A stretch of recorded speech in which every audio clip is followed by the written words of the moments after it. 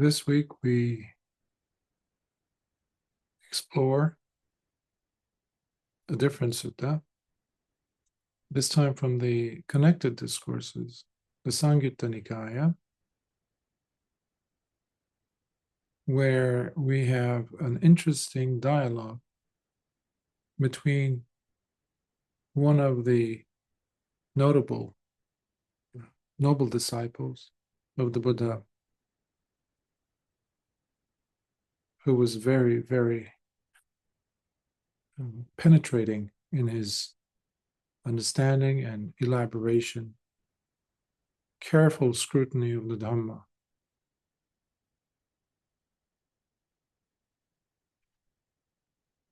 Venerable Mahākaccāna, and a lay disciple of his, who comes asking some questions which indicate that he was not an average person, but quite developed, given the question that he's asking. So this is from the Samyutta Nikaya 22.3, from the Khandavagga Samyutta, which involve the 5 aggregates that constitute a person, what we see in the Dhamma as a person being comprised of. When we say there's no self, there's no soul in Buddhism, we're referring to the breakdown of what constitutes a person, and those are the 5 aggregates. So we will see the teaching being very much inclusive of that. That's why it's included in this connected basket of discourses dealing with the khandas, or the aggregates. So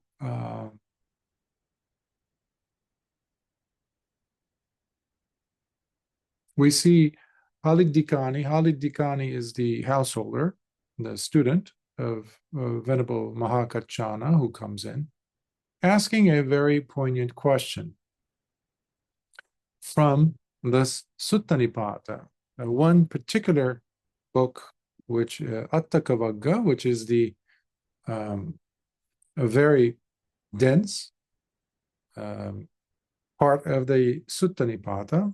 And in those days, in the earlier days of the Sasana, the Buddha's dispensation, that was the book usually that people would memorize. When people would say, the suttas, I'm studying the discourses, that would usually be at the top of the list. We didn't have the canon as such yet, these suttas, for example. So here we have Hāliddikāni coming in and asking Bhante Kaccana, Bhante, the Buddha said this in the Book of the Fours of the Sutta Nipāta,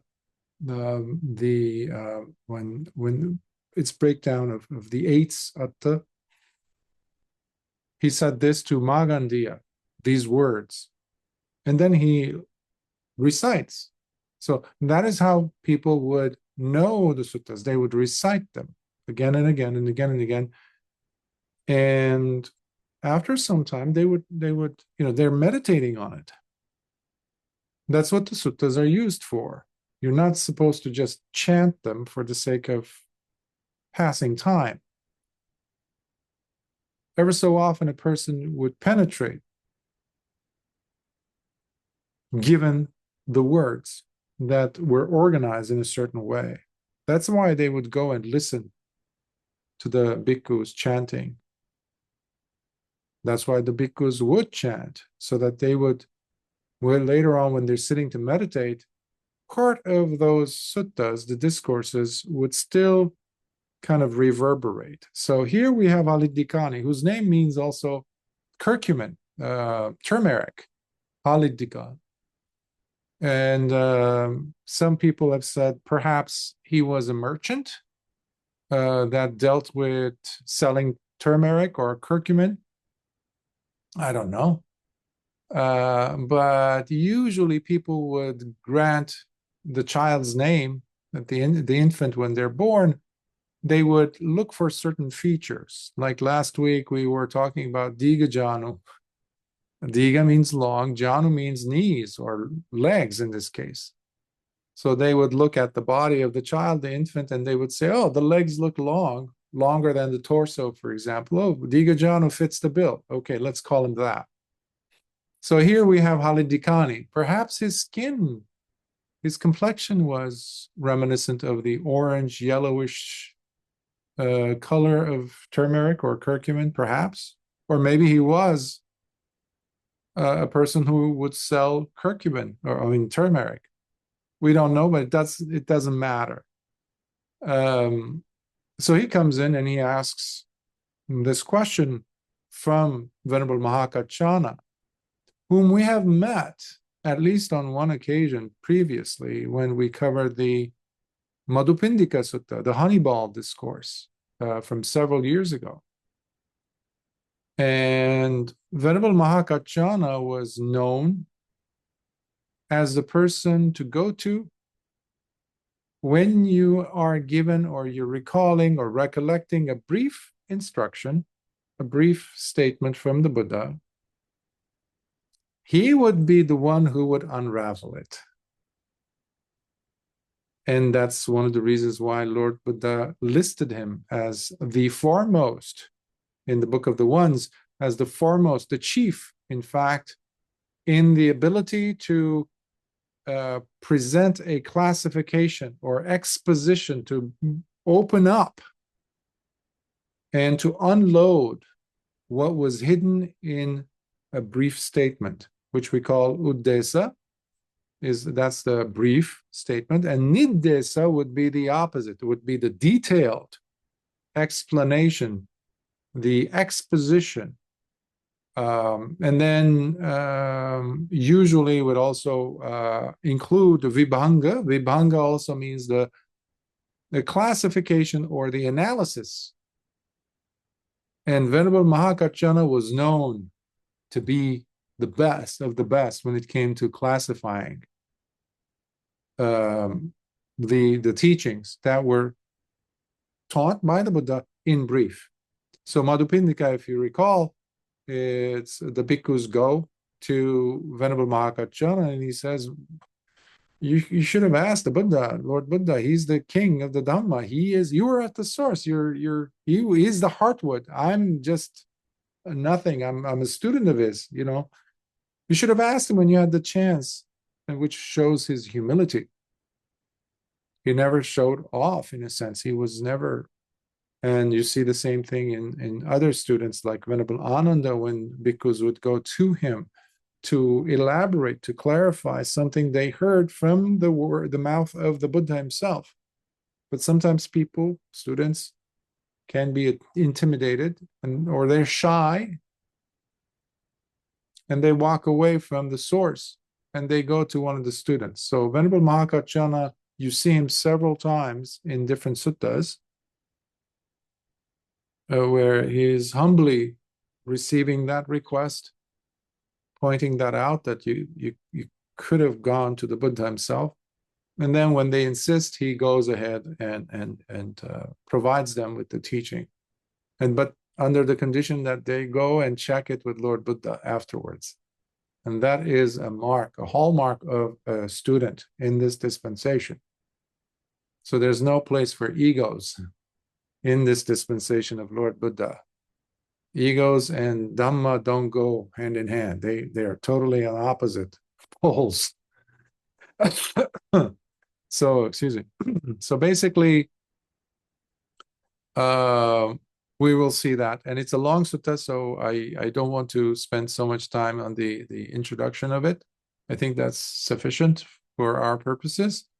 So this is Sutta Samyutta Nikaya, not Sutta Nipata. It will be about mentioning the portions of the Sutta Nipata, but this is the Samyutta Nikaya, which means connected discourses.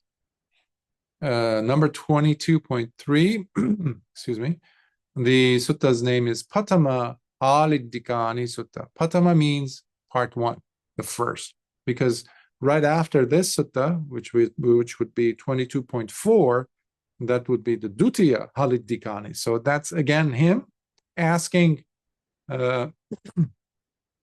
excuse me, on a different sutta, which tells us that he knows his Dhamma, Hāliddikāni.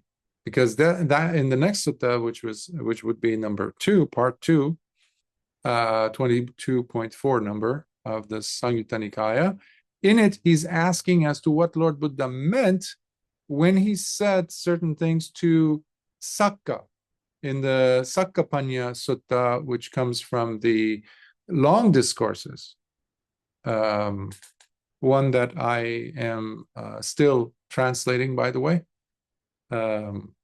It's a long one, but in the future we will get to it. So let's start. So the householder Hāliddikāni, part 1. This is what I personally heard. At one time, while the Venerable Mahākaccāna was residing at Kuraraghara on Mount Papata, within the region of the Avanti people, the householder Hāliddikāni, desiring to see the Venerable Mahākaccāna, went and approached him. By the way, that is one of the frequent places or usual places where Venerable Mahākaccāna would reside. He didn't roam around too much, and you see in the suttas. Once there, the householder Hāliddikāni respectfully paid homage to the Venerable Mahākaccāna and then went and sat to one side and began asking the following question. Bhante, within the section on the eights, the Attaka Vagga, we see, by the way, they don't use Sutta Nipāt. That's a later term that we gave after the first council, which means group of suttas. But they would recognize it as the chapter heading, in this case, Attaka Vagga. There were no books as such. There was no Sutta Nipāta as such. There were groups of it. So they would know it under their chapter title. So that is Attaka Vagga from the eights, therefore.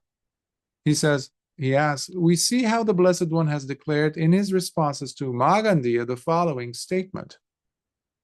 Once having left the home life, the sage, now wandering without a home, does not go seeking new companions or relationships by becoming close friends with anyone in the village.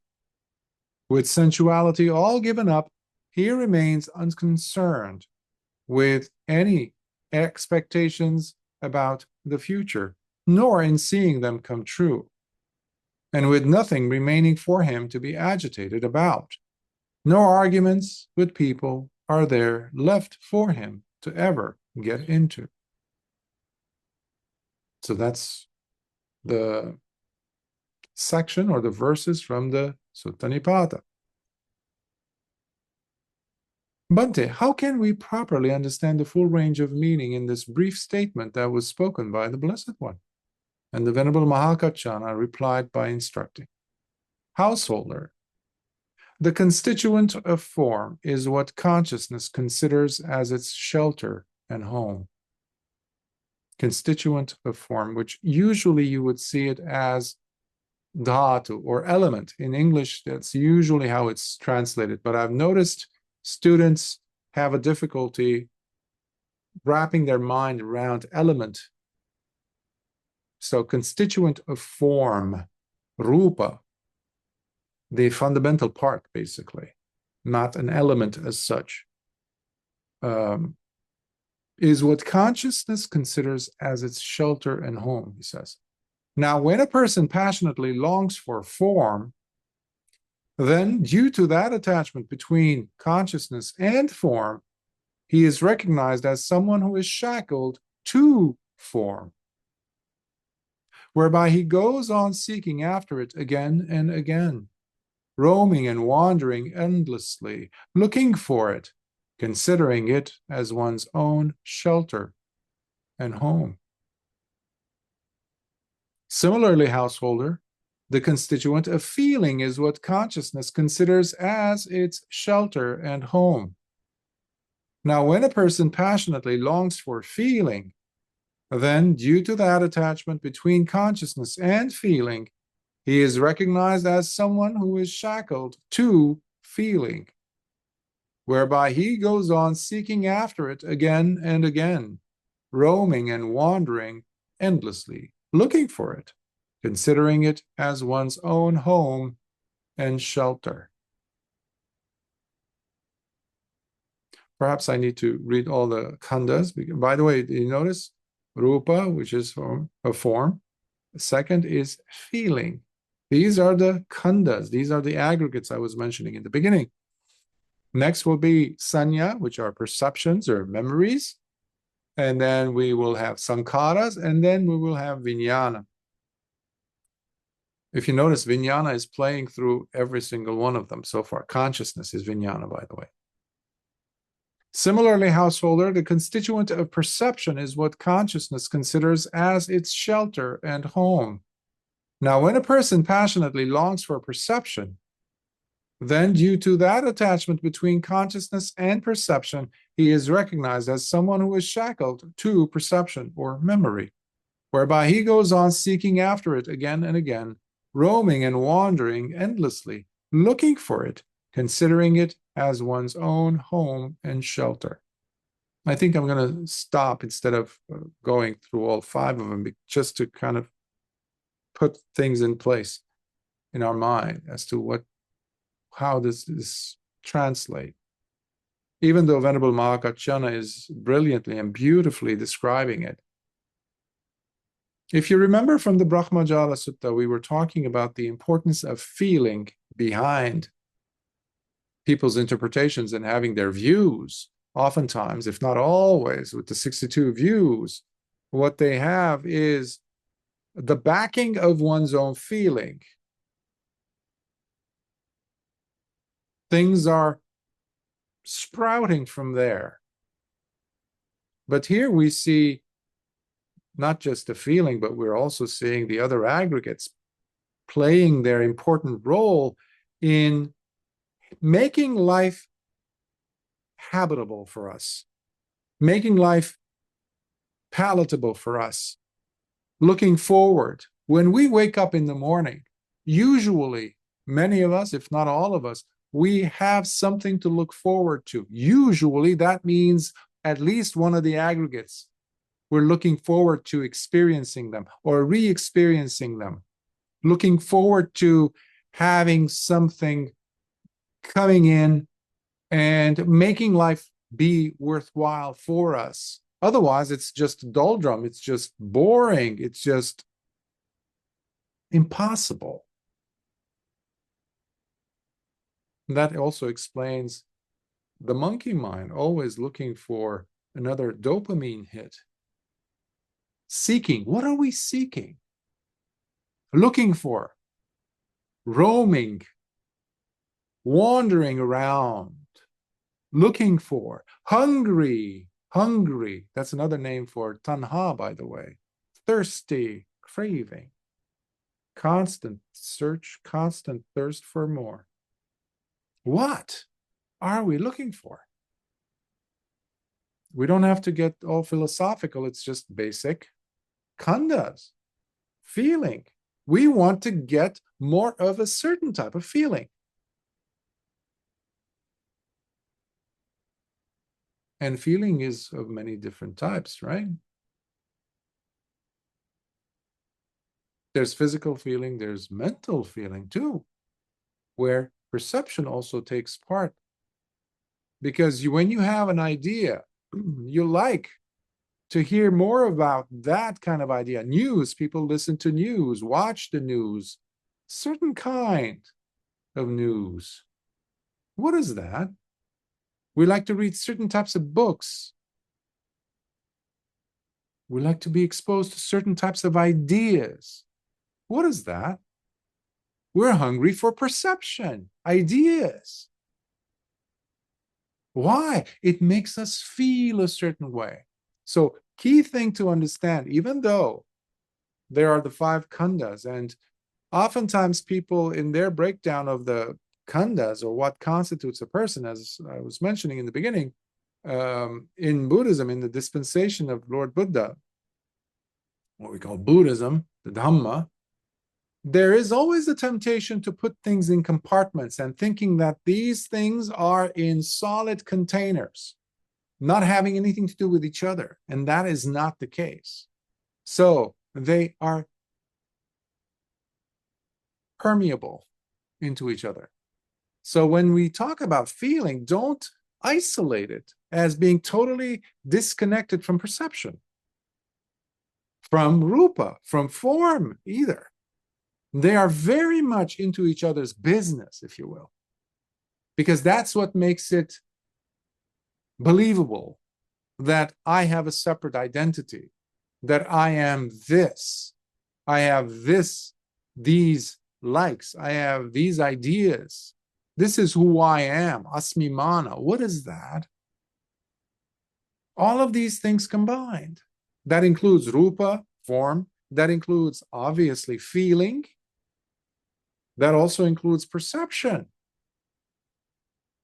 They're not separate things. Now, people, I notice, I used to do this a lot, where just to memorize, you would just, parrot those terms out. Rupa, yeah. Vedana, yeah. Sanya, yeah. Sankhara, oh yes. Vijnana, okay, so we have that. That's a person. Okay, let's move on. What is that? We don't know. Meanwhile, life is happening. I am the embodiment of those five aggregates because of my delusion. I am living that maya, that deception in my mind, in my behavior with them because I'm completely oblivious. This is another way of understanding delusion, moha, or avidya, that ignorance, that willful ignoring of what is really happening here when I feel a certain way. Does that stop there? That's it? Just a feeling and that's the end of the story? No. The sankharas are involved. Vijnana, Venerable Mahākaccāna says, is very much bringing it to life and making it our shelter, he's saying. It's our home. It's refuge for us. That's why we love certain feelings and we despise other feelings. Why? Because we have made it our refuge. That's what we really take refuge in. A person who's angry, who's aversive, who's resentful, guess what they take refuge in? Not the Buddha, the Dhamma, and the Sangha. They are taking refuge in dosa, anger, hatred, ill will. For now, you caught them at the right moment. They're not that angry yet. So they're being emotionally very, they might even cry when you mention the Buddha or something. They become very inspired. But what is their true refuge? So here is where we need to penetrate. The Dhamma is there to be penetrated, by the way, to be understood properly. We don't do superficial, browsing through the Dhamma or just looking at it superficially. No, that's not going to get us anywhere. We will not come to understand the meaning of the Dhamma, which has everything to do about the life we are living with understanding. That's what the Dhamma is there for, to show us where the refuge is that we take in. So here we just went over perception. And consciousness comes in and turns that into, because another way of understanding consciousness is awareness, sense awareness. Consciousness is looking at the perception and saying, there's a thought, there's this, I'm aware of it. Okay, all right. So what is my relationship to it? Which means there's a this versus that. So now I have a relationship. Me and you. Perception. Oh, I like that I like that feeling. Versus simply the six sense spheres are just being that. They're just being themselves. The six senses. They're doing. The eye is seeing. That's its job. If there's attention, it will see. The nose is smelling. There's a smelling, not a delicious fragrance that I am sniffing. No. But we'll get to the six senses as we move on.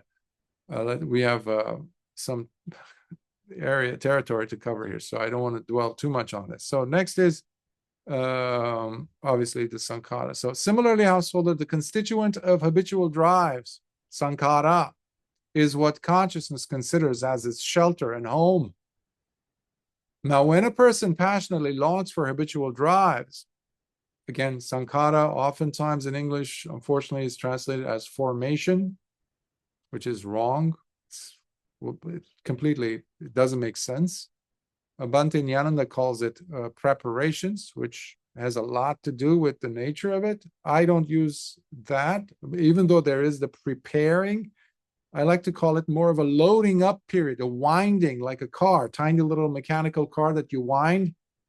Sometimes you have a thought come in, internal subvocal speech, we call it, an idea, and you feel like it's going to blurt out, it's going to rush through your teeth, and you want to say it. What is that? That's sankhara. Vachi sankhara. You feel like if you don't say it, it's the end of the world for you. To say it. Well, no, you don't. What is that? That's a preparing, that's a loading up period, that's a habitual drive.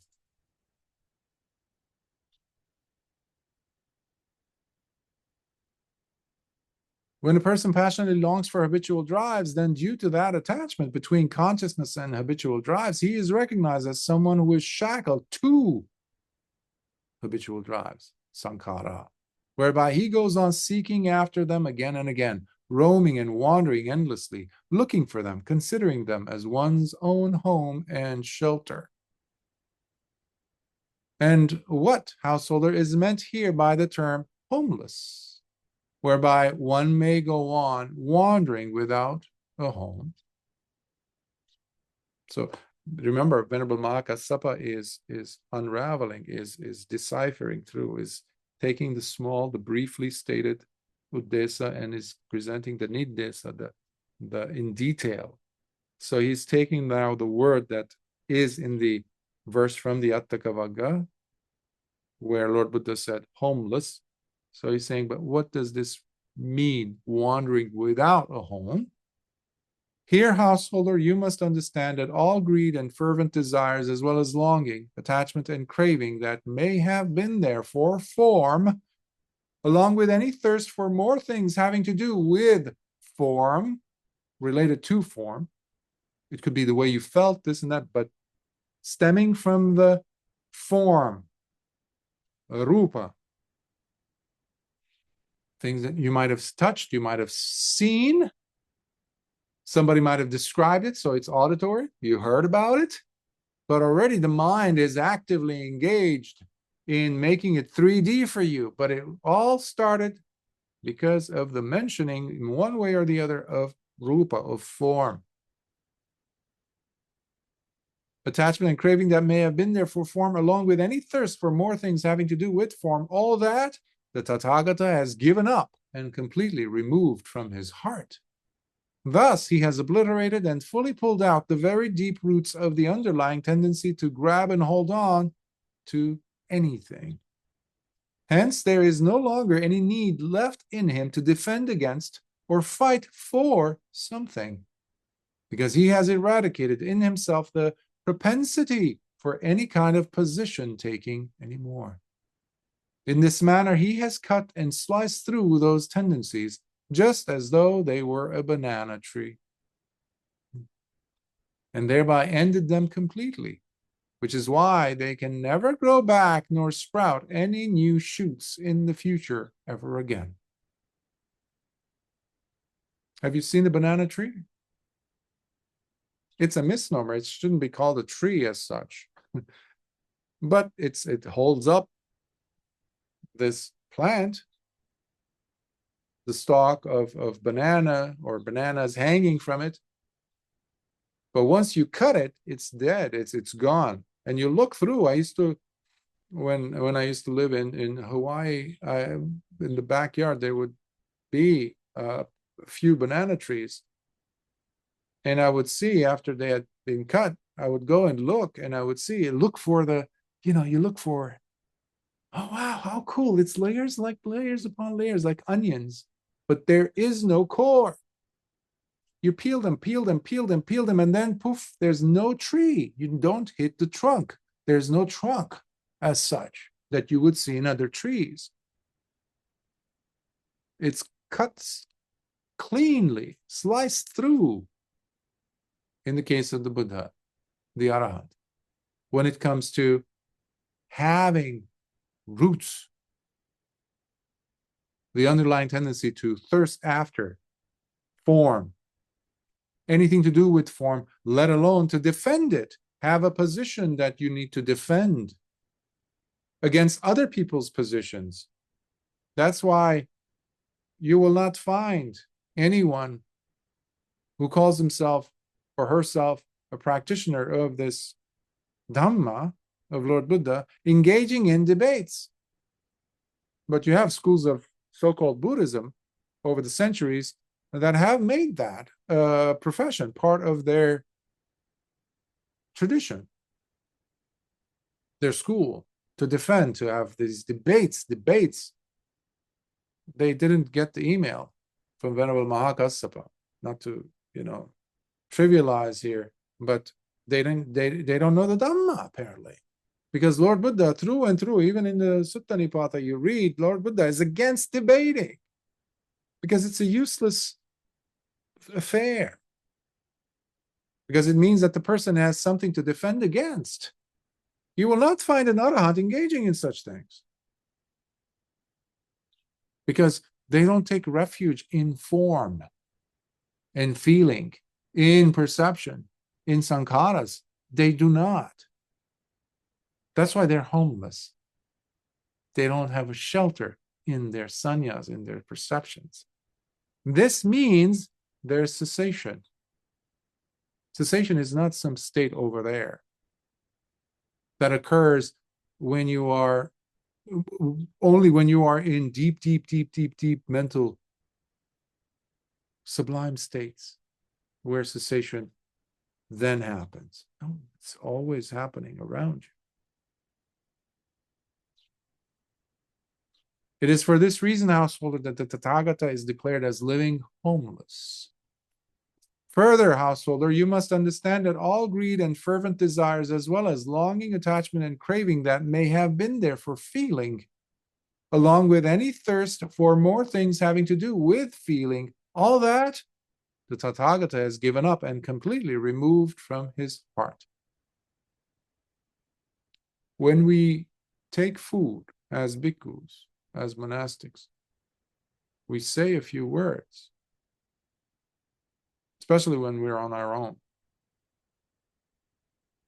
We say, I'm taking this with wise reflection, knowing that this is not for beauty's sake, to beautify the body, to strengthen the body, to look, a certain way, or even for pleasure. I'm just taking this food with wise reflection, blamelessly, for the sake of extending the life of this body so that I can continue the work. There's no attachment. There's no, oh, I love the way this apple tastes. That would still be feeling, right? That means I have made that flavor that comes out of that particular type of feeling from an apple as my shelter, my home. Even though I claim to be a homeless practitioner of the holy life. That's just nonsense if I live like that, because I would be a hypocrite, pretending to be living the holy life. So here Venerable Mahākaccāna is saying all those things. Thus he has obliterated and fully pulled out the very deep roots of the underlying tendency to grab and hold on to anything. Hence, there is no longer any need left in him to defend against or fight for something, because he has eradicated in himself the propensity for any kind of position taking anymore. In this manner, he has cut and sliced through those tendencies, just as though they were a banana tree, and thereby ended them completely, which is why they can never grow back nor sprout any new shoots in the future ever again. So you don't go from homelessness to a home life, homelessness to home life, switching, like switching gears, as they say. No. And you don't do it like basically sporadically, here and there, a little bit here, a little bit there. You're not just looking at feeling. You're looking, because if you're able to see those propensities and cut straight through by looking and seeing craving, already there is cessation taking place for you. What has ceased after all? What do we mean by cessation? Usually some teachers have claimed that cessation is about the consciousness. They even use the term lights out. Okay, fine. When the lights are back on, what's the life like? When the power comes back, what is life like? What's going on? There's delusion. That's what's going on. Unless the person has truly understood the meaning of cessation, what is it that's ceasing? People don't really look into that. They don't know even. It's the thirst that's ceasing. Craving is suffering. People don't understand that. To have craving means to have suffering. They go hand in hand. It's impossible for one to have craving and not suffering. It doesn't work. So craving itself, the presence of it, means there is no cessation.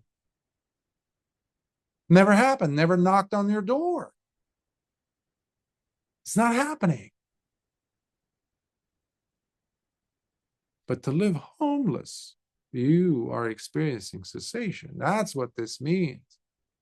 Because there's nobody home. There's nobody home. So what are you going to be taking positions against? What type of position are you taking? Where is your shelter then? That's what he's responding to, Venerable Mahākaccāna. Still, further, householder, you must understand that all greed and fervent desires, as well as longing, attachment, and craving that may have been there for perception or memory, along with any thirst for more things having to do with perception, all that the Tathagata has given up and completely removed from his heart. He's not attached to his Dhamma. It's not even his Dhamma. His analysis, his ability to see, he's not attached. But this is not about the Buddha. Remember, Venerable Mahākaccāna is using the example of the Tathagata as the norm, as the ideal Arahant. But he's also a very humble student. He's not saying this is how I am. Because whatever you see in the Tathagata, as far as this no position taking, I'm taking just one example here, you also see it in every single one of the noble disciples, all of the Arahants. That's the attitude. That's why they are truly homeless. By the way, some of you might be wondering, oh, this is about bhikkhus then, living homelessly. No! This is a question being asked by a lay student, a householder, very much involved with life, responsibilities of life as a householder, asking this question. So no, you can be a householder who's living homeless as it relates to not taking refuge in the khandhas, feeling, perception, sankharas, vijnana, rupa, of course, form. You understand. And that is when you're truly practicing the Dhamma, by the way. Because now you're on the way to nobility. You are, if you're not already, it's happening. It's going to happen because you're on the right path. Because you're taking refuge in the right thing.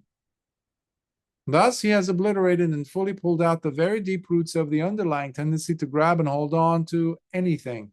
Hence, there is no longer any need left in him to defend against or fight for something, because he has eradicated in himself the propensity for any kind of position taking anymore.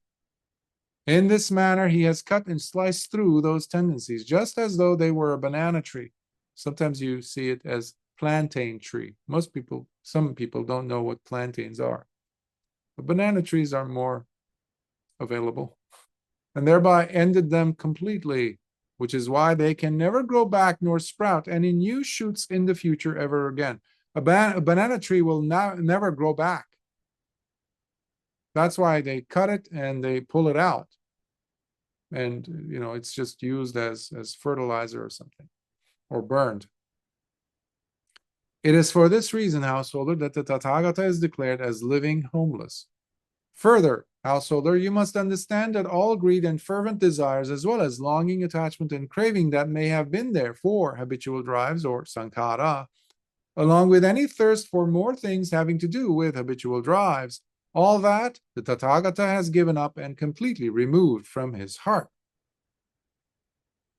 Thus, he has obliterated and fully pulled out the very deep roots of the underlying tendency to grab and hold on to anything.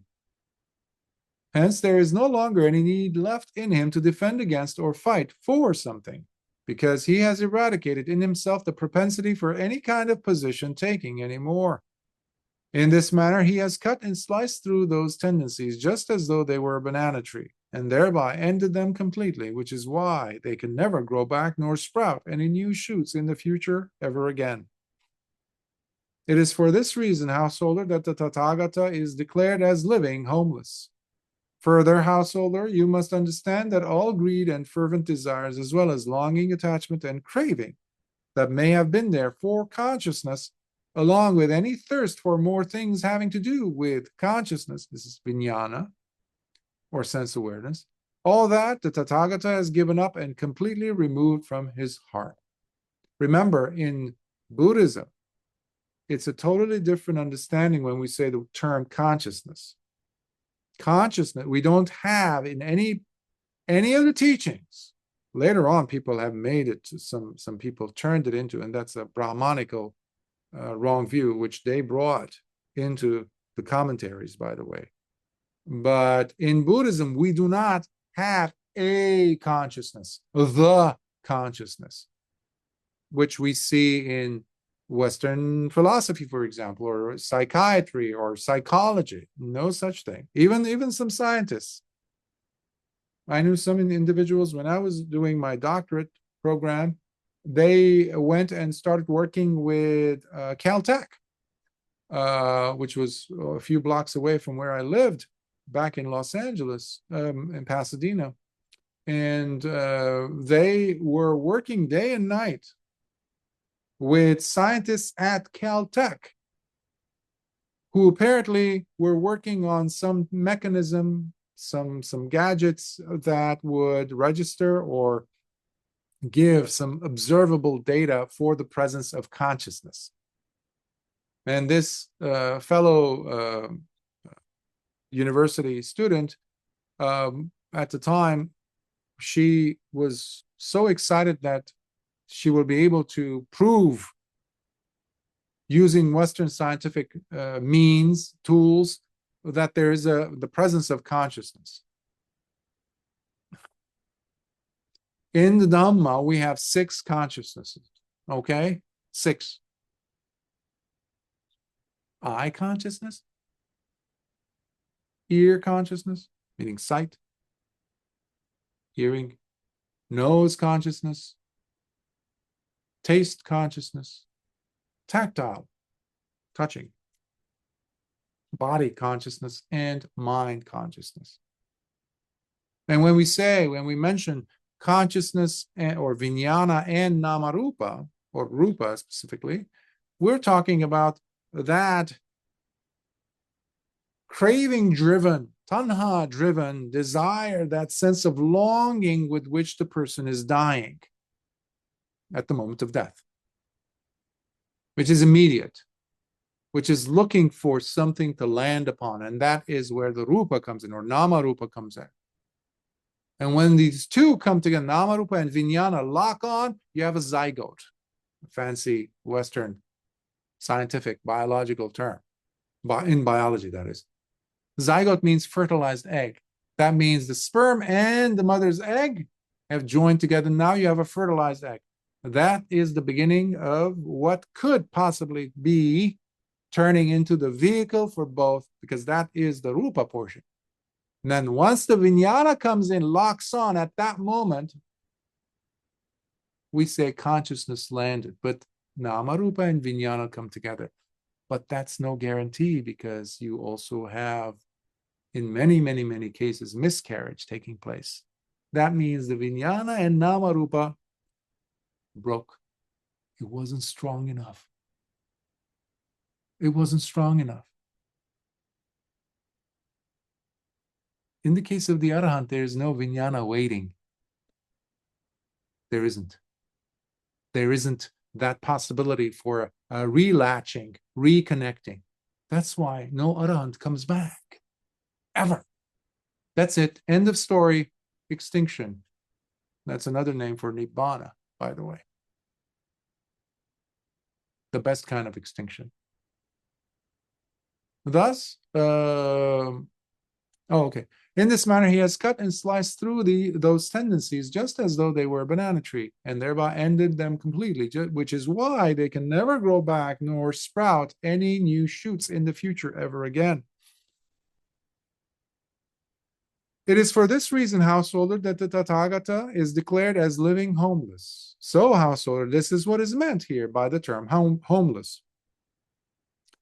By the way, one of the characteristics of Venerable Mahākaccāna was that, you see each one of the Arya noble disciples, or the chief, other than Venerable Sariputta and Venerable Mahāmoggallana, you also, in many ways, you can consider them as chiefs. Venerable Mahākassapa, Venerable Mahākaccāna, Venerable Ananda, of course.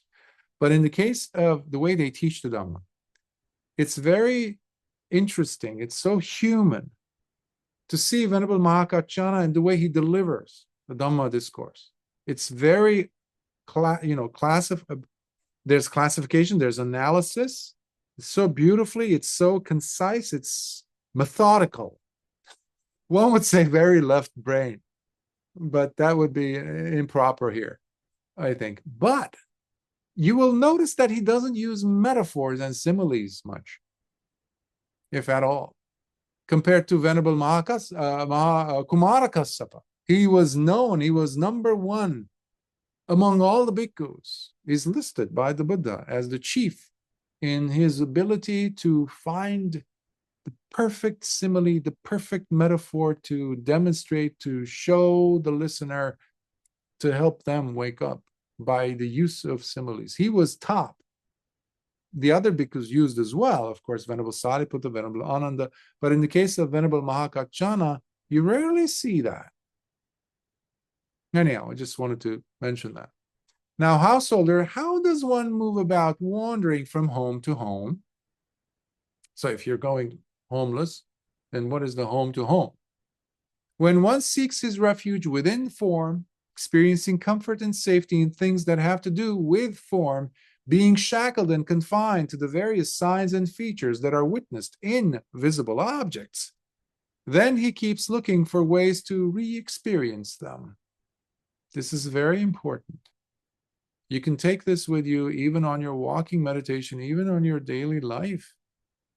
When you're busy, if you could recall any of these, let's say in the case of form, am I being pulled into the signs and features of this visible form? Am I still dwelling on it? How I have, or I am having these experiences, perhaps feelings, but one good way to retrace your steps is to say, what instigated this? I am lost in these thoughts about this thing. Now I'm feeling certain things. Where did this thing emanate from? What started it? What instigated it? What triggered it? And then you will find one of the five. Form, perhaps. Sound, perhaps. Smell, perhaps. Or actually six, even the thought, right? So now Venerable Mahākaccāna is addressing the question by using the six sense spheres, by the way, if you notice.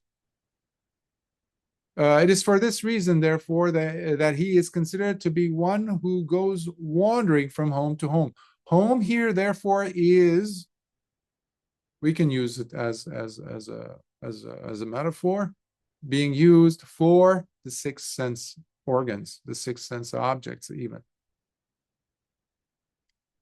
That's why if you're just looking at visual things, it's not very interesting. The mind doesn't like that. You need to complete the picture, quote unquote, complete the picture. That's why they want to make it a whole, full sensorial experience. I remember 20, 30 years ago, movie theaters wanted to introduce not just the visual and the auditory experience of moviegoers, to see the video, the movie playing on the screen, right? And the sounds, of course. They did THX or Dolby Stereo, right? Back in the 50s, they introduced Technicolor. It was black and white. Before that, it was just, moving pictures, no sound, silent movies, right? So over the decades, they were now considering adding other sensory stimuli, such as smells.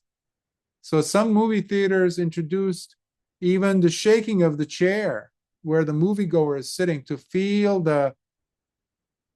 how the actors must be feeling in driving in that car, or coming down a hill on a motorcycle, or the smell of, they walk into a restaurant, what type of smells. So they would be injecting into the air for the moviegoer to experience what is happening, to give you a fuller sense of deception. So the mind really gets pulled in to that experience as real. Meanwhile, none of it is real. There are no actors in front of you. It's just a white sheet which is playing with light. In the dark, somebody switches on the lights. Poof. The magic show is over. So this is something that you're doing to yourself, however. You're looking at. When one seeks his refuge within sound, experiencing comfort and safety in things that have to do with sound, being shackled and confined to the various signs and features that are witnessed in audible sounds, then he keeps looking for ways to re-experience them. It is for this reason, therefore, that he is considered to be one who goes wandering from home to home. Types of music you like to listen to, types of sound you like or you do not like. The neighbor cutting the grass, for example, with their lawnmower, or loud car or bus driving by when you're sitting to meditate, or the neighbors arguing. What is that? You no longer are looking at it as pure and simple sound. You are looking at the signs and features. You have been had. You've been duped. You're believing in the features. You're sucked into the features. This is why the meditator, the Vipassana practitioner, always has an entry point. So there's always some object of meditation for you to practice. Even the signs and features you can use not to be pulled into the story, but to see it for what it is. To see how there is craving there. When the eyes turn automatically because of your evolutionary cycles, I guess, over millennia, over billions of years, your eyes turn towards that attractive person walking by. What was that? Why? So the practitioner here of this Dhamma and discipline doesn't follow the characteristics or any one of them of that attractive person walking by. You're not being pulled into any one of them. You're looking at the mind that's looking. You're looking at the eyes that's looking and saying, why? What's the difference between the old lady over there, barely able to walk, and this person, this young woman who's standing there at the bus stop? Why am I looking over there? Oh, the repulsive I don't like. That I like.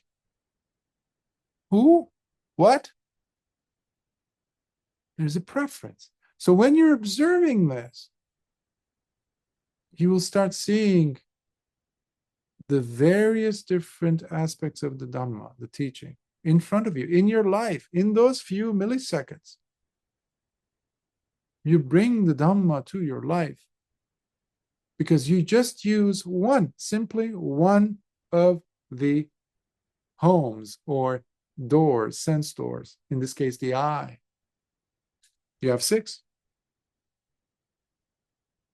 When one seeks his refuge within odor, experiencing comfort and safety in things that have to do with odor, fragrance, perfume, etc., being shackled and confined to the various signs and features that are witnessed, in odors or fragrances, then he keeps looking for ways to re-experience them.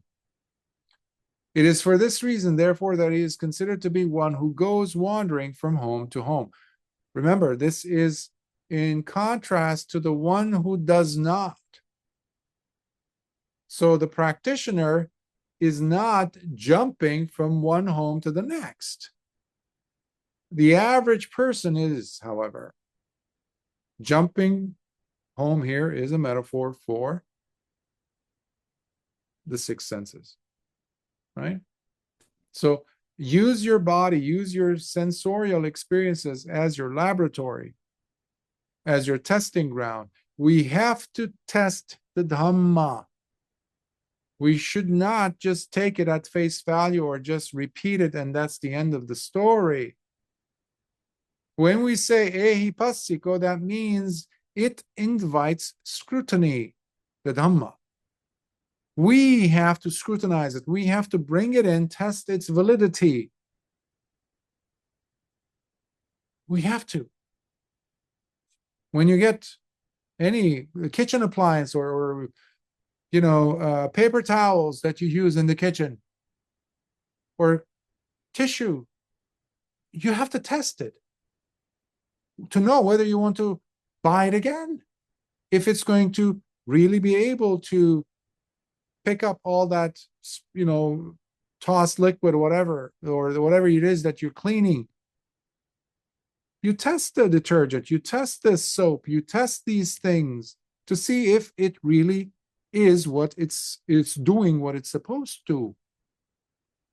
And none of the 6 senses do what they claim.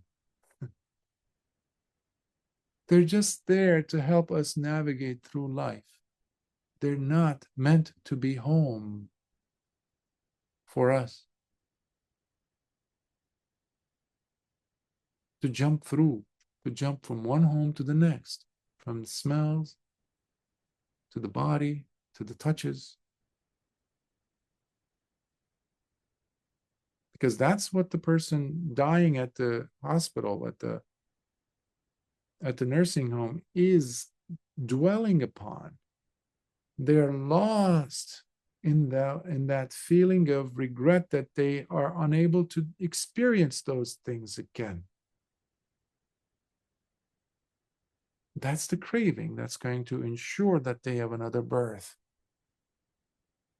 That's what makes them really certifiably puthujjana. When one seeks his refuge within taste, experiencing comfort and safety in things that have to do with taste, being shackled and confined to the various signs and features that are witnessed in tastes or flavors, then he keeps looking for ways to re-experience them. It is for this reason, therefore, that he is considered to be one who goes wandering from home to home. Same thing, but this time it's about flavor and taste. When one seeks his refuge within touch, experiencing comfort and safety in things that have to do with touch, being shackled and confined to the various signs and features that are witnessed in bodily contacts or touches. Then he keeps looking for ways to re-experience them. It is for this reason, therefore, that he is considered to be one who goes wandering from home to home. And when one seeks his refuge within thought, experiencing comfort and safety in things that have to do with thought, ideas are very comfortable for us. Let's not forget that. That's why you were fighting to defend it. Memory is the same thing. You defend tooth and nails your memory. But you did this to me. Being shackled and confined to the various signs and features that are witnessed in thoughts, then he keeps looking for ways to re-experience them. It is for this reason, therefore, that he is considered to be one who goes wandering from home to home. It is in this manner, householder, that one moves about, wandering from home to home. And what is meant by the phrase wandering without a home, you know where this is going. Here, householder, you must understand that the Tathagata has given up form entirely, by no longer seeking comfort nor refuge within any signs or features offered by or pertaining to visible objects. He's given them up. Remember earlier? He was approaching, Venerable Mahākaccāna was approaching it from a different angle. Now he's using the six senses to address what it means to be homeless in the mind. Remember, you don't have to physically be homeless. You don't. Because you can be homeless, but very much homebound to the six senses, worshiping them, trying to live the religious life, the holy life, but you're not. Meanwhile, you could be a householder in a house, in a mansion, but you don't allow any of those signs and features to become your refuge at all. He has indeed obliterated it, the Tathagata, by fully pulling it out from its roots, and thus he has cut and sliced through that tendency, just as though it were a banana tree, and thereby ended it completely, which is why it can never grow back nor sprout any new shoots in the future ever again. It is for this reason, householder, that the Tathagata goes wandering without a home. Furthermore, household, and there's the refrain, as I just read through, but for the next 4 or 5, I'll just skip that last portion and just read the sense sphere pertaining to it being discussed. Furthermore, householder, you must understand that the Tathagata has given up sound. By the way, Tathagata is a reference for the Blessed One, to the Buddha. Tathagata is a term for the Buddha. It's not some term that he came up with. It was already being used by people, but wrongly, like Kamma, or like Sankhara, or like Nibbana. All these were terms, but they were misinterpreted, misunderstood. And Lord Buddha, what does that mean? He says, Tathagata, the thus gone. In transliteration into English, that's what it means. Tatha means thus, such. You can even say gone, gata, gacha, to go. Agacha means to come. So Tathagata, that's a reference to the Buddha. He has indeed obliterated it by fully pulling it out from its very roots, and thus he has cut and sliced through the tendency. Okay, next.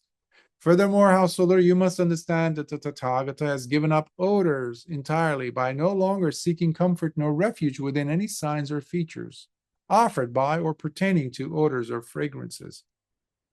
There's a sutta, a brief one, from the, I think, the Sagatavagga Samyutta, again from the Samyutta Nikaya, Connected Discourses, where I mentioned this before. Where there was this bhikkhu who was living the homeless life in the woods, and he was he had just arrived from his alms round in the woods, by his kuti, and because apparently it was too hot and he needed to wash up, he jumps into the pond, and he's surrounded by lotuses, beautiful lotuses in the lotus pond. And it's the time where the lotuses are in full bloom, and he's smelling them. Oh, and he approaches one and he's smelling and he's saying, ah. And at that moment, there's a deva around watching, observing, as they normally are around real practitioners. Devas are always around, They come to check the mind of the practitioner, the heart of the practitioner, to see if there's really Dhamma in there or not. And in this case, in such case, similar case, you have the Deva who's looking into the heart and mind of this Bhikkhu who's supposed to be practicing. And she says, or he says, we don't know the gender of the Deva. He says, I want to teach him a lesson. He says, thief, you're a thief. Pointing the finger at the Bhikkhu, saying, you are a thief of fragrance. You're stealing from the lotus. It's fragrance. He said, how could you say that? I'm a Bhikkhu. I don't have anything. I'm homeless. Really? He was indulging in the sign and feature of that lotus. And that's what the Deva reminds him of. He says, no, you're supposed to be a Bhikkhu who sees through that. That doesn't mean that as a Bhikkhu or as even an Arahant, they don't acknowledge the fragrance or they don't take it in or even experience its pleasantness. No, of course they do. Of course they do. But they never indulge. They never get pulled in. They never treat it as home. It will never be a refuge, ever. Any of the six senses. That's why Lord Buddha was not even attached or identified with the Dhamma itself. An Arahant, another term for the Arahant is atammayata. Atammayata means unidentified with, non-identified with the thing, whatever is being discussed. Another word for that is tadi. These are all from the suttas, which we have to reacquaint ourselves with and understand. Non-identification even with the six senses, which you have, but they're never going to be your home, ever. That's what this Dhamma is teaching you. Can we treat it as such, though? Can we treat the six senses not as our home? This is what it means also when Lord Buddha says to Bahya, Venerable Bahya, he says, when seeing Bahya, just see. Don't pitch your tent there. Don't make it your home. Same thing with the sounds. When there is hearing, there's just hearing. No identification with, oh, how lovely that voice is. Oh, that fragrance is so delightful. It's so inviting. There's no such thing. You're experiencing it nevertheless. Next. Furthermore, householder, you must understand that the Tathagata has given up taste entirely by no longer seeking comfort nor refuge within any signs or features offered by or pertaining to tastes or flavors. In one of the suttas, Lord Buddha says, when practicing, when eating, in fact, practice as though you're the person who has a razor blade in your mouth. The food you're eating, can you imagine it being, instead of being this delicious piece of, I don't know, potato or slice of pizza or something, it's a razor blade. Will you go ahead and roll your tongue around your mouth in that cavity, just in a nonchalant way, enjoying the flavors, or you're going to be extra careful so you don't hit the razor blade in the wrong way and cut your tongue in half? That's another reason why the Buddha, whenever he ate food, we have it in the suttas, in the Brahmaya Sutta from the Majjhima Nikaya, where Uttara, the Brahmin youth, was reporting how the Buddha, not even a grain of rice would go down his throat without first having been touched with his awareness, whether through his teeth or tongue or walls of his mouth, with mindfulness.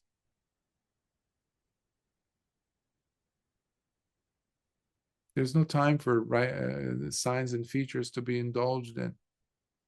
Furthermore, householder, you must understand that the Tathagata has given up touch entirely by no longer seeking comfort nor refuge within any signs or features offered by or pertaining to bodily contacts or touches.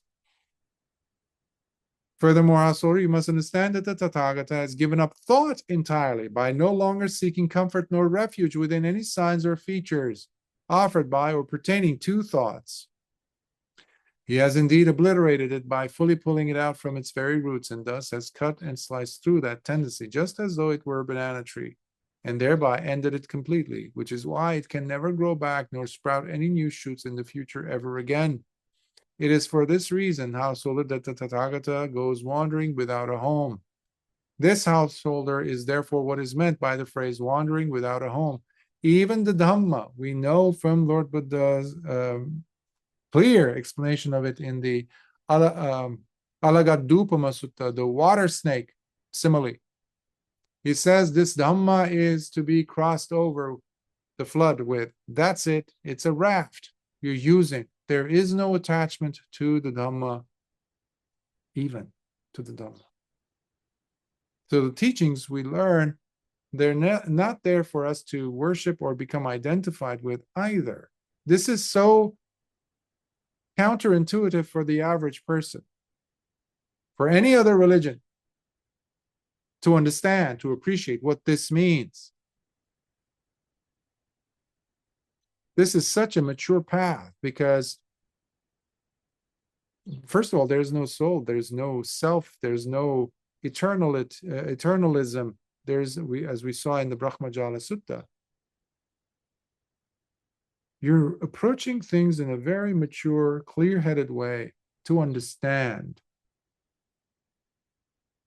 And at the end, it's a tool with which you purify yourself. The Dhamma is a tool, not to be worshipped, not to create a cult or a new tradition.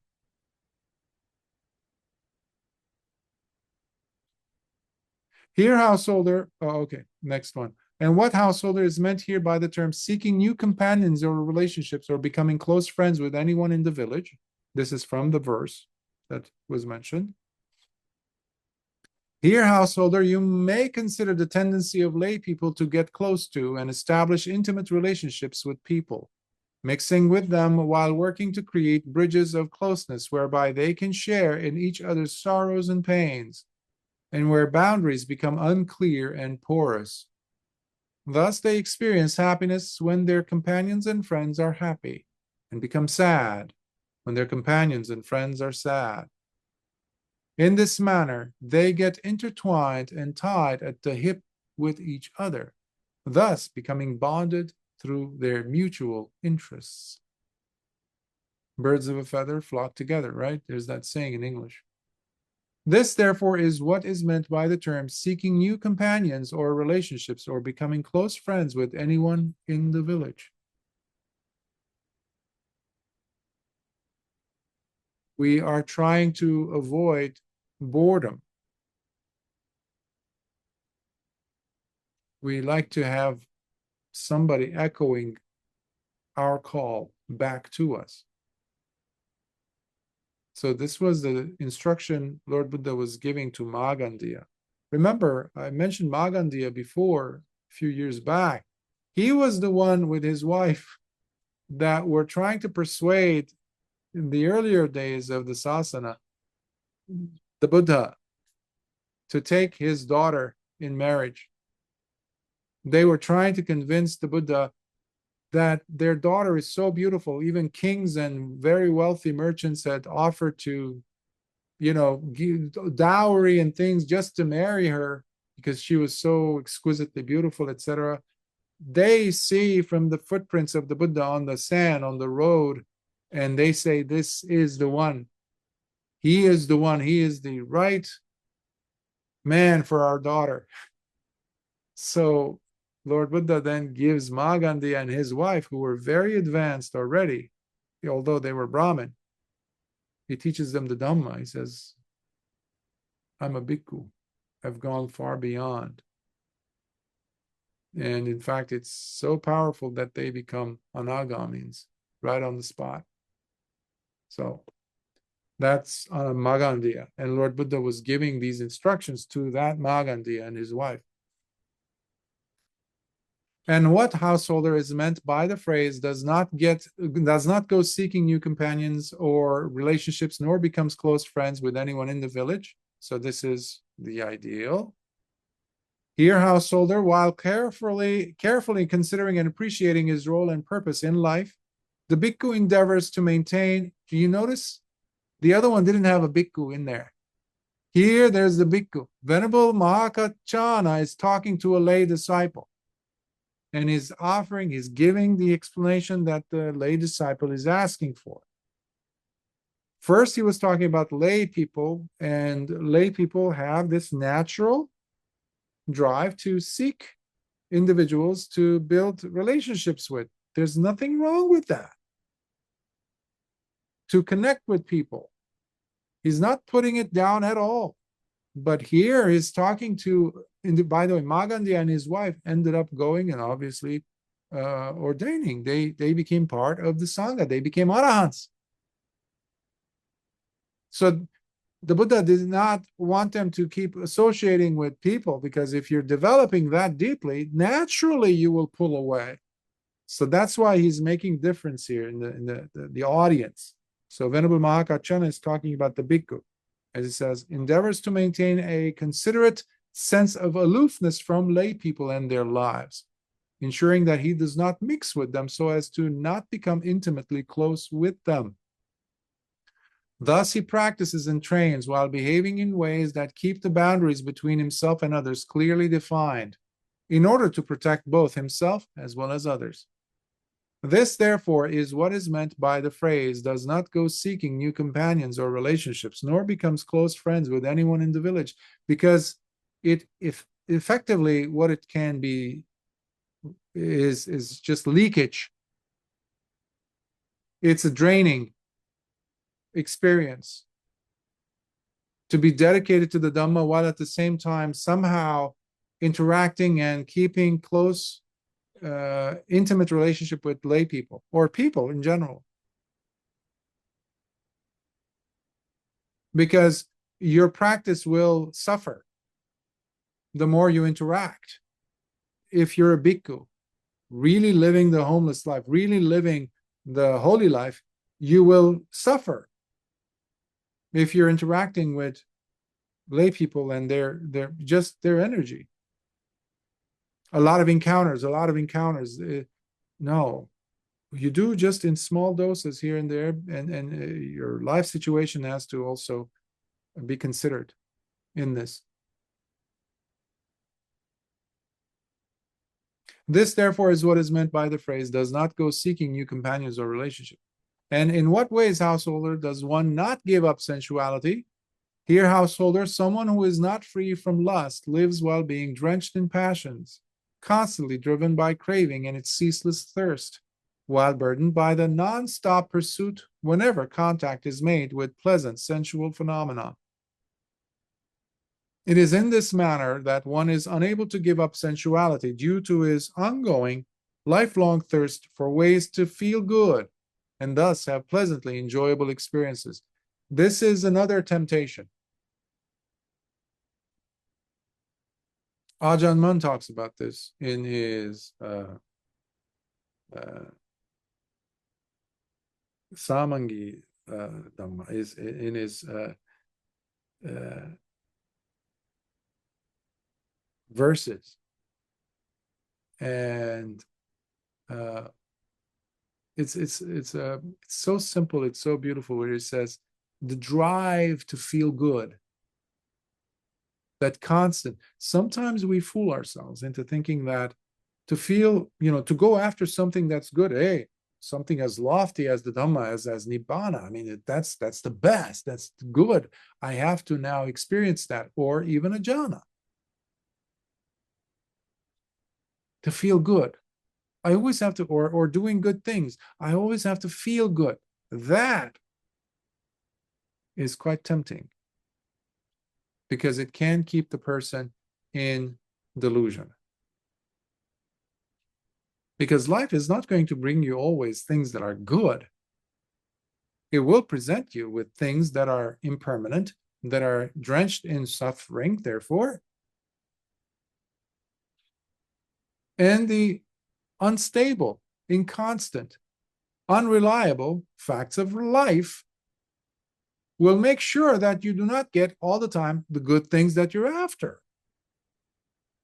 So what is that then doing? That means there's craving going on. It's still running the show. Even going after lofty states in the practice. That's why when Venerable Anuruddha went to Venerable Sariputta complaining that despite the fact that he was able to see clearly what the devas see, that he could see the galaxy, the entire galactic systems, he was able to see. And his samadhi was very good, he says. Nevertheless, he still was struggling because he was panicking. He didn't see that he was panicking, and Venerable Sariputta points this out to him. So there's a lot of conceit there, he says, and there's fear in you, and there's restlessness in you, all of which work against you, but all of which can get activated when we have that desire for the good running the show. So be careful of that. And how is it, householder, that one may give up sensuality? Here, householder, someone lives free from lust and is not susceptible to passions anymore. A person who is no longer driven by craving nor at the mercy of its insatiable appetite and thirst. Such a person goes on living one's life, but while being released from the burden of non-stop pursuits, plural, whenever contact is made with pleasant sensual phenomena. It is in this manner that one is able to give up sensuality while no longer being a slave to thirsting for ways to feel good or for having pleasantly enjoyable experiences. The Buddha, his arahants, oftentimes would be invited to, whenever they did get invited, they would have a slew of different spreads, food, curries of different kinds, rice, this, that, delicious food, etc. Foods that they were not always getting in the forest or in their alms rounds, but when they were invited into the king's palace or into a rich person's home, the brain, the habitually functioning brain of a puthujjana would say, this is food. This is the good rice. This is the good curry. And you would dive in head first into that bowl.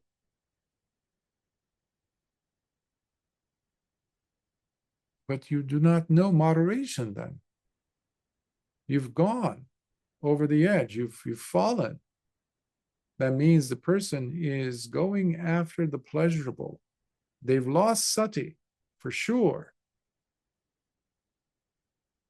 So moderation is another term that we see constantly, the Buddha mentioning in the qualities of good practitioners, especially in the terms of the Bhikkhu.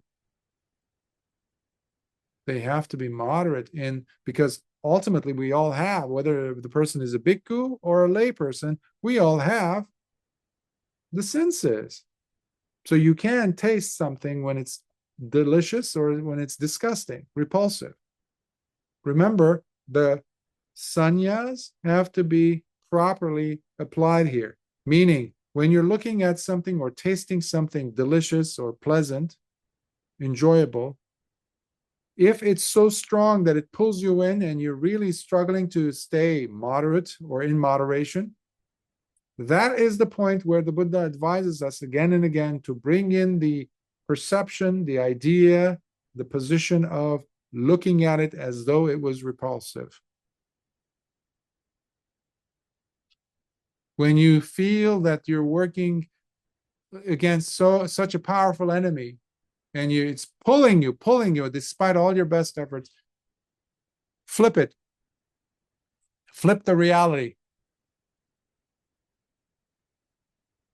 The easiest thing, if you're looking at the food and thinking of it, oh, I haven't had this food for ages.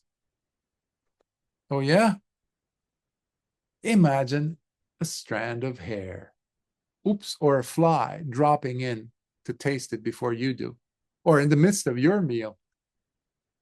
Or you're tasting this delicious biryani and it's so steamy, this and that, and you're reaching in, you're eating it, and then there's something hanging.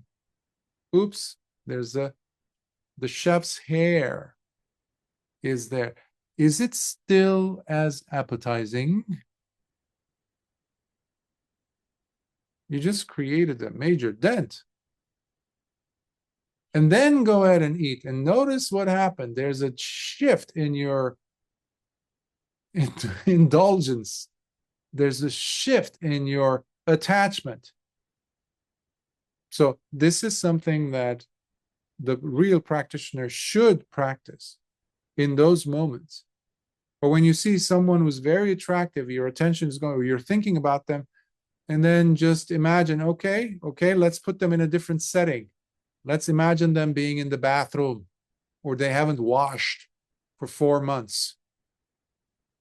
Oof, the stench of the body, or they're dead, or something is oozing out of their body, something disgusting, a smell, a wax, I don't know, phlegm. You see the image of the repulsive? It completely puts you back into, at least into a neutral mode of being. That means you are no longer being caught in its signs and features, which is what is happening to the average puthujjana. Most people, most practitioners, in fact, unless they're able to see and practice properly the Dhamma in those circumstances. And in what ways, householder, does one become or remain concerned with expectations about the future, or in seeing them come true? Here, householder, someone spends his time brooding and engaged in such thoughts as, in days to come, may I possess such a form and shape. In the future, may I experience such feelings and sensations. May I have such perceptions and memories in the future. May I have such and such habitual drives in the future. In days still to come, may I have such states of consciousness. So you're thinking about, ruminating over, oh yes, expecting, hoping, yeah, may I become this, may I experience those. In this way, therefore, one becomes or remains concerned with expectations about the future and seeing them come true. And in what ways, householder, does one remain unconcerned with any expectations about the future, nor in seeing them come true, with nothing remaining for him to be agitated about? Because that's what happens, right? When you have a thought of how you want the future to be, and life presents you with sets of circumstances that demonstrate clearly that that's not going to be happening anytime soon, what happens in you? Discomfort? You're definitely agitated. And if you let it simmer, you will become even more restless and, in fact, resentful, angry, upset, all these things. Why? Because you had introduced the idea that in the future, I would like this to happen. And that's what Venerable Anuruddha was doing. That's why Venerable Sariputta reminded him to just keep his focus on the deathless element, the Dhamma, freedom, cessation, just to practice. Just stay with the breath. Just stay with the body. What's happening now? Throw away all your images, all your ideas, all your expectations, all your ideas, things that you think will happen.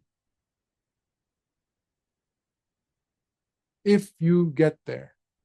And just stay here. That's the deathless. And that's how he was able to attain arahantship. He dropped his expectations, and by doing so, he also dropped his agitation. That's not just for Venerable Aniruddha, that's for us too, And in what ways, householder, does one remain unconcerned with any expectations about the future, nor in seeing them come true? Here, someone does not spend his time brooding, nor engage in such thoughts as, in days to come, may I possess such and such a form or shape. In future, may I experience such feelings, etc. So it's a repeat of that exact portion. And it says, it is in this way that one remains unconcerned with any expectations about the future. And in what ways, householder, does one become agitated over things and thereby gets into arguments with people because of them? Here, householders, someone engages in a conversation with others while telling them, you do not really know this teaching and method of training. I am, on the other hand, the one who really knows and understands this teaching and method of practice. What? Do you really believe that you actually comprehend this teaching and method of practice? No, you are doing it all wrong and are totally clueless about what you are saying or practicing. I am really the one who knows what the teachings truly say and mean, and therefore I am the one who really gets it. Lord Buddha was saying these things, pointing these out, because seeing these things in people, and he was pointing them out because people were doing these things as they do today, even especially within Dhamma circles, ironically enough. Your statements make no sense because you say things that should have been said first, or say things that should have been stated last. You keep crossing your own statements. You have already trapped yourself. You have lost the argument, so give it up already. You're making it far worse for you. Now I have got you in a bind. Try to get out of this one if you can. Arrogance, conceit, through and through. It is in this way, householder, whereby one becomes agitated over things and thereby gets into arguments with people because of them. And what is meant, householder, by nothing remaining for him to be agitated about? No arguments with people are there left for him to ever get into. Here, householder, the person does not engage in conversation with others while telling them, you do not know really this. So he is repeating that. So the person doesn't do any of those things because you don't have a position-taking attitude. You're not out on a crusade to make a person feel or think different. Lord Buddha never taught the Dhamma by force to anyone. If the situation was there and if the person was ready, the Buddha would teach. If the person was not ready and the person was stuck in their ways, the Buddha would not pull them by the leg and say, no, you have to listen. You're wrong. No. No. That means the person is not ready. Is not interested.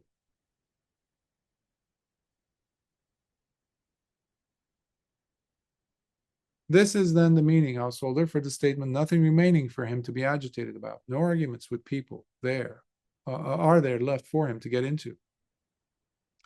Thus, householder, it is in this manner that you may come to properly understand the full range of meaning in this brief statement that was spoken by the Blessed One, as seen within the section on the eights, the Attaka Vagga, where he declares to Magandiya, once having left the home life, the sage, now wandering without a home, does not go seeking new companions or relationships by becoming close friends with anyone in the village.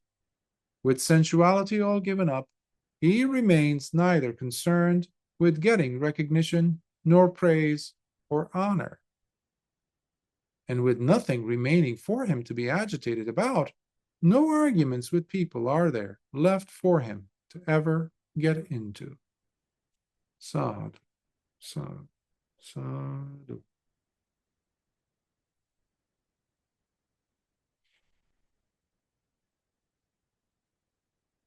Recognition, praise, and honor, fame, renown. We often forget that they are very much part and parcel of the world we see today. And the world of Dhamma practitioners is not immune to that. We forget how enticing, how seductively attractive it is to gain fame, to gain renown. And we use different means, different tools, different ways of methods of hiding that. But the bottom line is there that thirst for fame in oneself, for recognition, for praise? Remember, praise is one of the 8 worldly conditions that come because it's worldly, goes. Tomorrow it will be dispraise. It will turn into the opposite. People will blame you. You will lose your fame, and now you're going to be on the opposite end. What are you going to do then?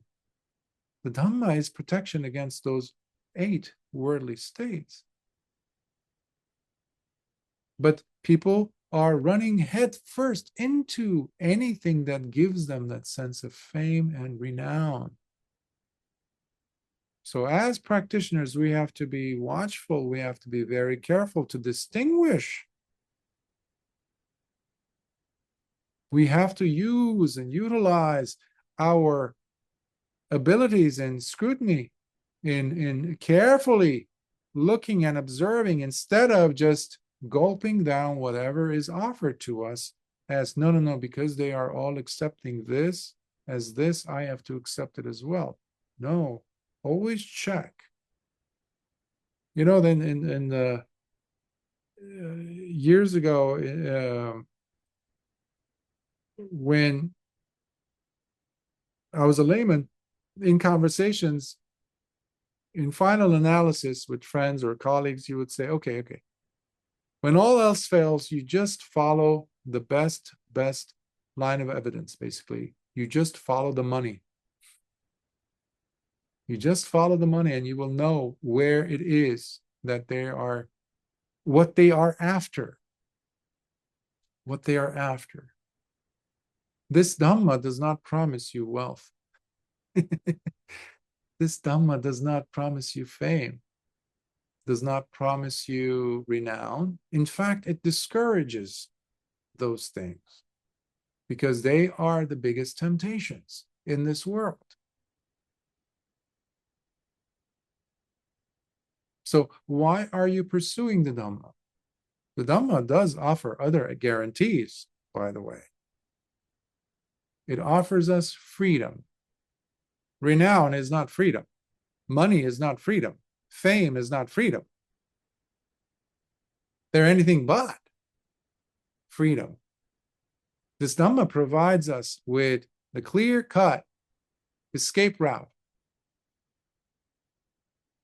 out of Shawshank, out of Chateau d'If, from the novel Count of Monte Cristo, where he was locked up, the character, for 18 years, tortured. In our case, it was countless Mahakalpas that we've been spending in our own individual Chateau d'Ifs. So we don't have time to spend, to waste on seeking things that do not show us the way out. No, I'm interested in the exit. Thank you very much. I'm not interested in going back in line so that I can get back into the torture chamber. No, thank you. But that's what the 6 sense doors are doing. They're promising us a refuge. They're promising us a home when they cannot. None of the 6 senses are stable. This Dhamma teaches that. None of them promise what they deliver on their promise. They're always transitory. They're impermanent, meaning they are suffering. And anything that is impermanent, anything that is suffering already means that they do not have anything substantial about them. They're not fixed. They're very wishy-washy. You can never build anything on that. So that's the sutta for today, and I hope it resonates with you. And are there any thoughts, comments, questions?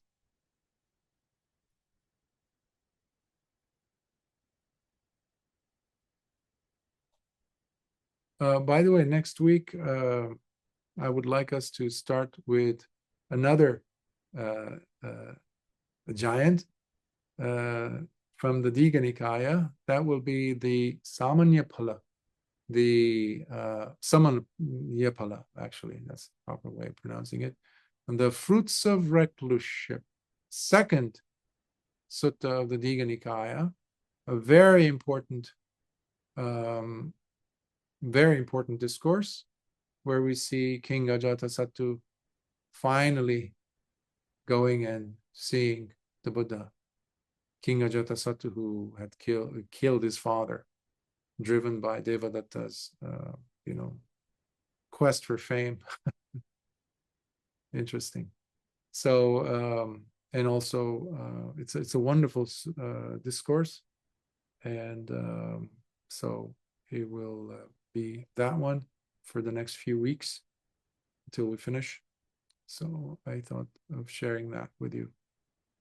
So if there are no questions, then we will just transfer some merits.